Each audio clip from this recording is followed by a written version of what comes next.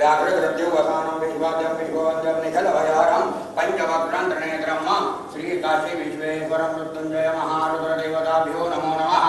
ध्यायामि आवाहयामि मृत्युंजय महारुद्र काशी विश्वेश्वर देवताभ्यो नमो नमः।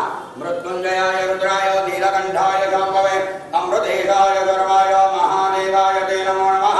श्री सांगतराज मृत्युंजय महारुद्र प्रमुख पंचायतन देवताभ्यो नमो नमः। सकल पूजार्थे गंधपुष्पाणि च समर्पयामि।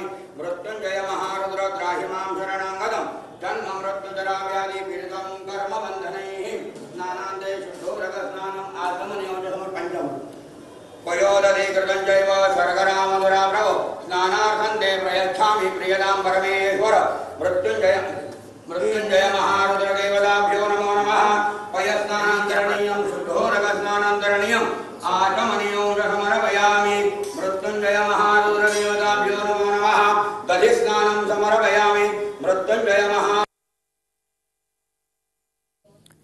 तर राज ठाकरे आज माटुंग्यातल्या काशी विश्वेश्वर मंदिरात आलेले आहेत। आज शेवटचा श्रावणी सोमवार, त्याच्यामुळे राज ठाकरे सपत्नीक या ठिकाणी पूजा अर्चा करतात।